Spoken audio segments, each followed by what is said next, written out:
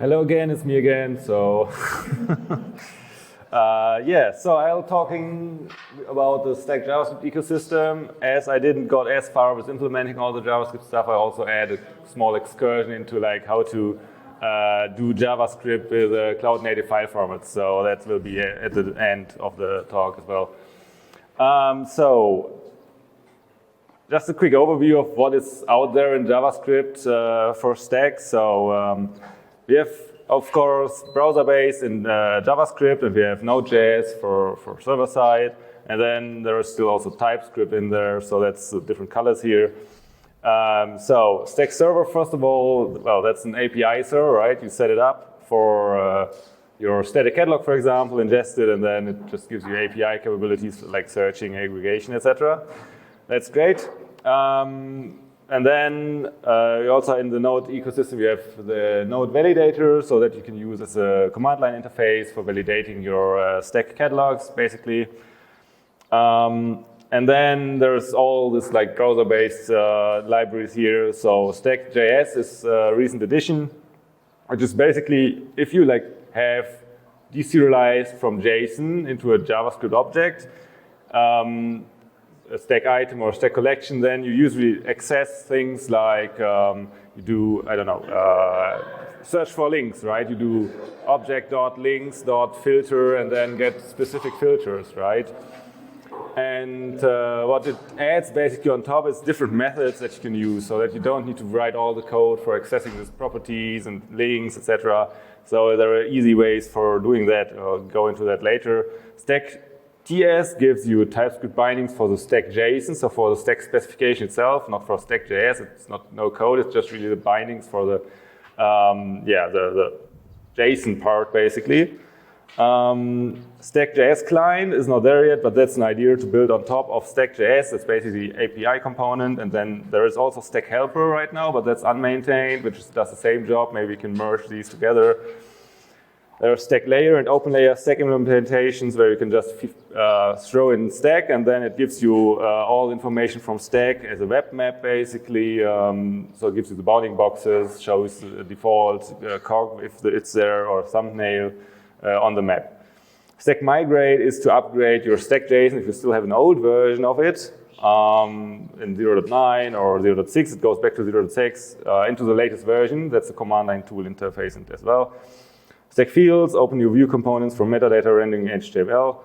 stac-browser is a web UI, which we'll talk about later as well. And stac-validator, that's also an idea. I mean, we have all the validation code in stac-node-validator, so we just need to, at some point, I need to scrap out the things that are in there and just make them available as pure JavaScript, basically. So that's basically the ideas, and that's how it should all work together. The more light things here are the things that are still in work in progress. All others are already there. So you see there's all interconnected ecosystem, basically, building on top of stack.js now. Stack.js adds the bindings, basically. JavaScript clients adds the API functionality. Stack-layer and stack-ol stack basically use stack.js for making the web maps available. Stack-migrate is used to migrate older versions if you read them in, and they are old version. To have a uniform interface into your application, it migrates to the latest version. The validation part is here. Stack-browser uses a lot of that to make a web UI. And then stack fields and open view components are for HTML rendering, basically. So that gives them a good overview of how they all depend on each other. So stack.js, here is an example at the right and what it does at the left. So if you have a stack.json, basically, you import this, you can create an object from it, you pass it in, and then you still have the direct property access as before. So it's really a drop-in. You just need to add a step in between, and then it gives you all the helper functions on top, but all your other code still works because it still offers all the property access, basically, that you had before to the ID, for example. So you can still do object.id as before, or object.properties, etc. But you can also add these, call these methods there to check whether it's an item, to get thumbnails, to get a default geotiff based on the ranking that you can customize. You can get assets with a specific role easily, or get a root link, etc. These are all these convenience methods that make the work in JavaScript, but just on the JSON objects, a bit tedious. And it gives you like a nice class-oriented interface that you can see on the right size, it's a bit small. That's all the classes and how they belong together. Yeah, so that's there. You have this, or this is used as base for other packages, of course. So if you use all the other things, you get basically stac-js objects directly, which you can use as well if you use the other libraries. And it automatically uses, for example, also stack migrate, that if you create it, it automatically migrates to the latest version so that you have a stable interface basically to access. Stack.js client, well, that's still an idea, not implemented yet. There's stack helper, which is unmaintained. We hope to merge that together so that it uses stack.js in the end, and then gives you basically what in the Python world is PyStack and PyStack client. Here it's just stack.js client, and then PyStack client would be the equivalent. It gives you the HTTP access, basically, to APIs that you can filter, that you can do requests without like worrying about how the endpoints are called, etc. It just gives you a nice interface, basically. Adds a CQL builder, so that's meant for the API on top of that, so that you can do HTTP requests, and that would also go into stac-browser in the end later. If you're interested in that, please talk to me later, and then we can figure out whether there is anything that we can do together, maybe.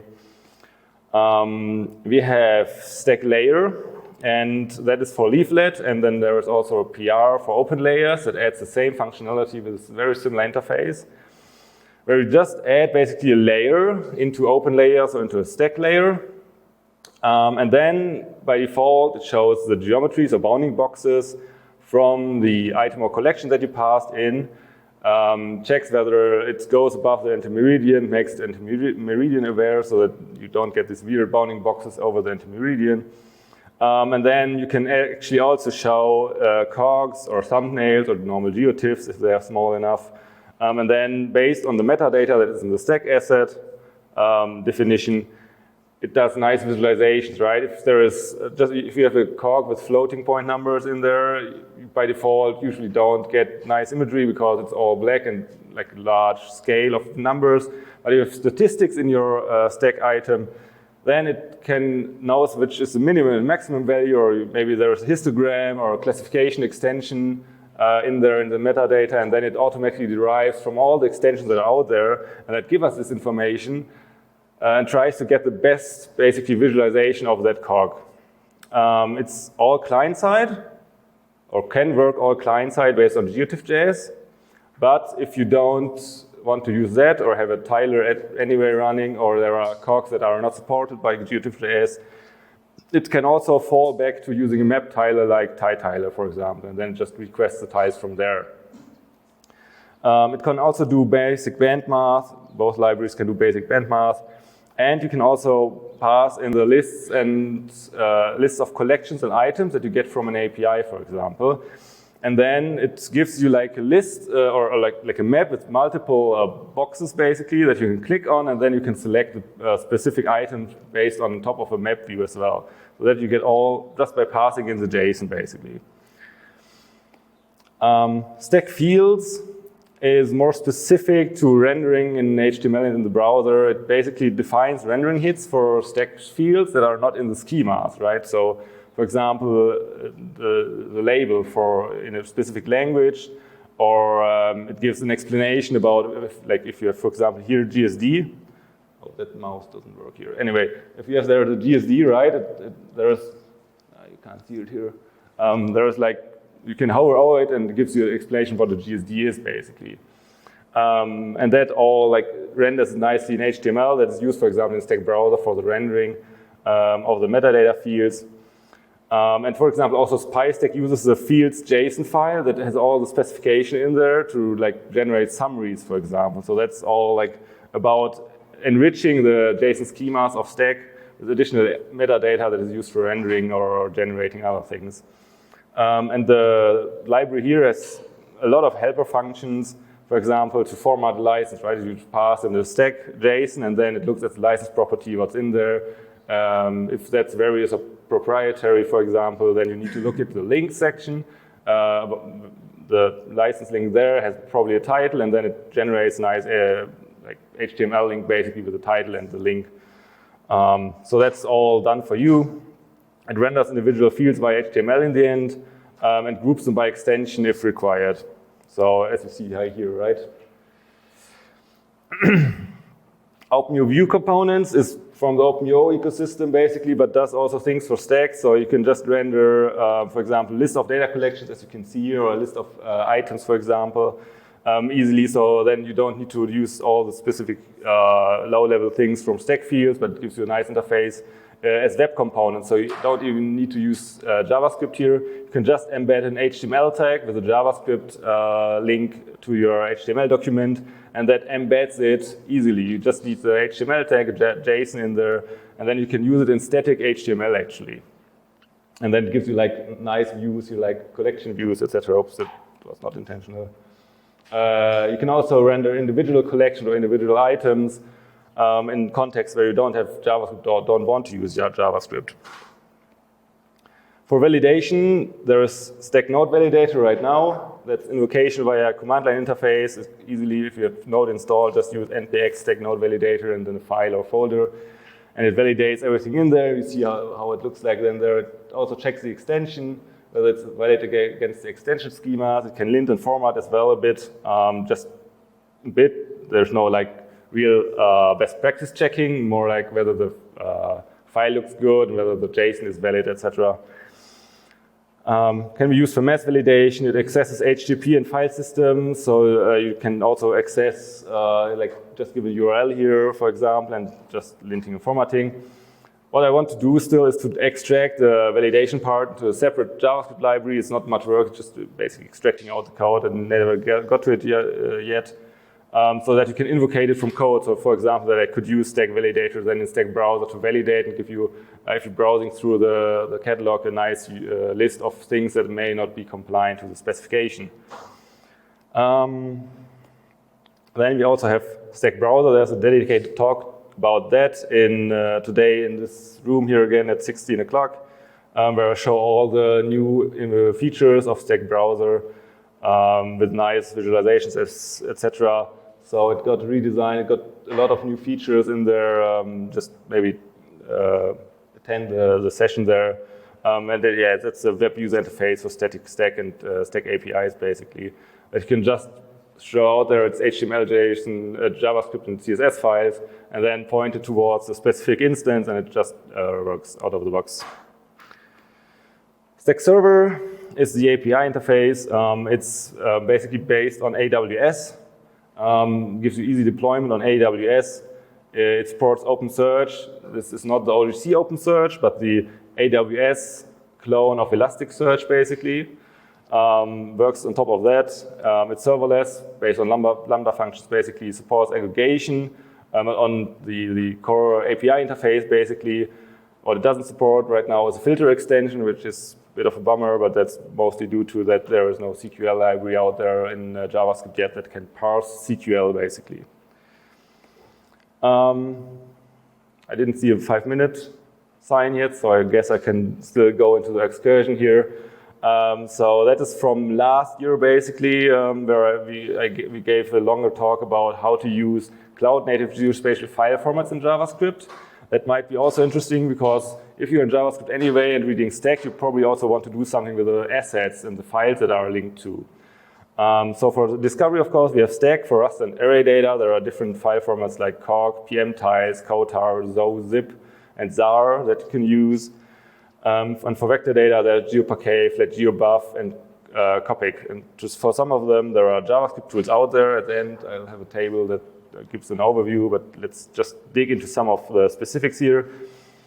For example, for geotiffs in general, and especially cloud-optimized geotiffs, there is reading capabilities in various variants. There is geotiff.js, which is a pure JavaScript implementation. Low-level reader of most cogs. Some of them are not supported, but most of them are. If you need more or something that is more speedy, you will probably want to go into GDAL.js, which is WASM-based, WebAssembly-based. And Loam, for example, gives a nice, simple interface on top of GDAL.js. There's also GDAL3.js, which is a newer EM-script port of the GDAL into WebAssembly as well. So one of them in WebAssembly is available for you. For visualization, for example, there's GeoRaster layer for leaflet, which stac-layer also is built on top of. That's for web mapping with good defaults for leaflet, basically. That does just the bounding box rendering again and all the cog rendering. And there's also open layers, which is also for web mapping, of course. But this time it uses WebGL, which of course makes it much faster to render. But the implementation right now is still less automatic for cogs, so you need to give them more details, basically, when displaying the map up front. So it's not as automatic as georoster for layer for leaflet, which actually goes into the data and derives statistics for it so that it nicely visualizes the cogs. For analysis, there's, for example, GeoBlaze, which allows you to work on cogs and, for example, compute summaries of areas, so zonal statistics, or does bandmask for cogs, so that's also out there. For cloud-optimized pound clouds, there is one implementation which is called Copic.js, which is written in TypeScript, but it depends on last perf. So that is WASM-based again. So you would, if you're into more like pure JavaScript, then well, there is nothing for you because it depends on WASM in the end. The issue here is that the code is out there, but there is very limited documentation. So you would need to dig into the Copic code actually to understand it. So that is a bit of an issue because, well, the alternative, of course, is to contract the maintainer, of course. So that's a bit of an issue in this regard right now. Zarr, and especially the evolving geozarr, has no specific things for geozarr right now, just an open layers prototype, as far as I know, at least. But there are at least, for reading capabilities, there's jar.js, and there's zarr-js. So small differences to be aware of here. Zarr.js is more full-fledged for reading and visualizing Zarr formatted results. And Zarr-js is a bit lighter, minimal alternative if Zarr.js is too heavyweight for your use case. For visualization, there is Carbon Plan Maps, which is a relatively fast rendering WebGL-based implementation based on top of one of these, I think on top of Zarr.js.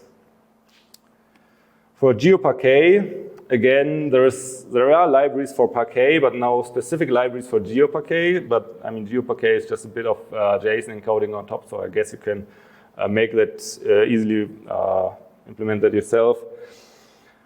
Here, the issue again is that the pure JavaScript implementations are both abandoned because they are like implementing parquet, and JavaScript is relatively tricky due to the binary format and all the compression things that are going on there internally. But there are two WASM-based implementations, GPQ based on Go or Parquet WASM based on Rust. So one of these you could use if you're into WebAssembly. And Lodas.gl also supports is based on one of the WASM implementation. For flat GeoBuff, reading is supported. Writing limited support, it can't write index data. It's supported in Lodas.gl, and for the mapping libraries, there's also some implementation or code snippets out there for leaflet.js and open layers.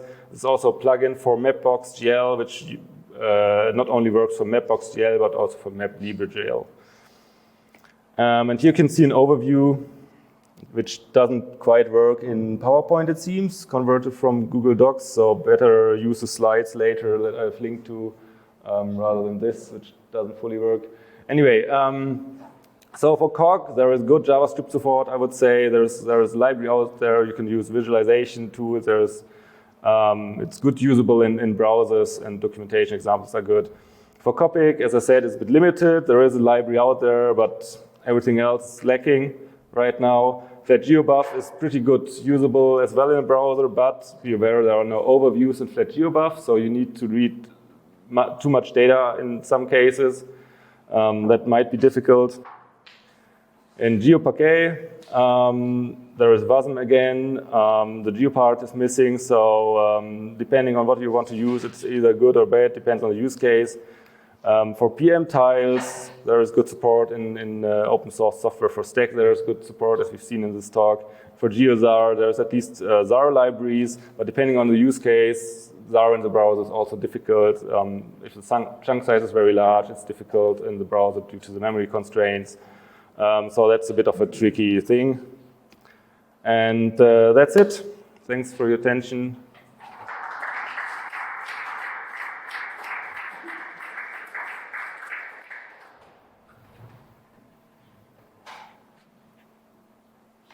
Thank you, Matthias. Do we have any questions? We'll start right here.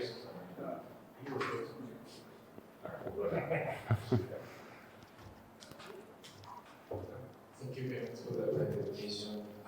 You mentioned in the last slide, the optimized point cloud is now still developing. Do you have any idea of the alternative for cloud optimized point cloud? In the browser, no. There's just Copic.js, which is WebAssembly based, and there's just the code. There's a GitHub repository with the code, but there is literally just one example and no documentation at all of the API. So that's pretty tricky to get in. I don't know of any alternative out there. So that is right now the state we have for Copic. Okay. Thank you very much. Thanks for the great overview. For working for vector data and stack, is there some best practices? Are people doing that? Exposing vector like fetching graphs via stack search or metadata? Yes, people do that. Especially I've seen recently also geoparquet, for example, in often what is done, for example, in Planetary Computer is that they have all the stack items in a geoparquet file as well and offer that from collection assets, basically. But I've also seen geoparquet files and flat geobuffs in item assets. So, and then there is no specific best practice. I mean, there is a table extension, for example, that is relevant there probably. But otherwise, they just use like normal ink, media type, and whatever you use for all the others, right? But there is no specific vector extension rather than except for the table extension, right? Yeah. Okay, do we have any other questions?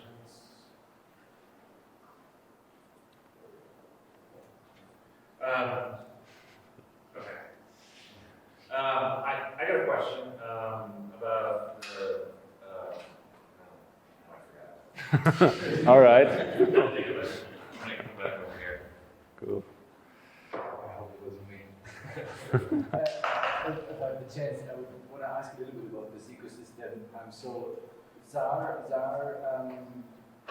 dumps or Zarr buckets or something, are they also accessed via stack, or can they be exposed via stack and done? That's a tricky question. I mean, Zarr itself is a file system, like it has different folders and files in a file system, right? So I haven't done that yet. We've talked a bit with the community, but we couldn't really figure out yet how to do it. Or do you are aware of more of that? Yeah, it's tricky because like Zarr actually does a similar thing as stack. It has a metadata model already in it. Mm-hmm. And so if your Zarr files are global in nature, like is typical with homogeneous data or model data, then using stack might actually not really make a whole lot of sense because you just have essentially one data file. Maybe that could be a collection or something like that. However, if you have Zarr files where you actually have individual granules, like, I have like Sentinel data, you can imagine if you convert that to Zarr each scene, then I think stack makes more sense for that purpose. I mean, nothing forbids to link to the Zarr archives, right? That's, of course. One point to look at, like a general catalog that then points to Zarr, but also maybe just like Yeah, exactly. You would want to use stack for Zarr if you have a need for doing spatial searches. Yeah. But if you just have one big Zarr data set, then it basically handles that spatial searching automatically. That's when you do substack. Yeah. Any other questions? I can't tell what I was going to ask, so it wasn't. Anyway. You have my email address. One more.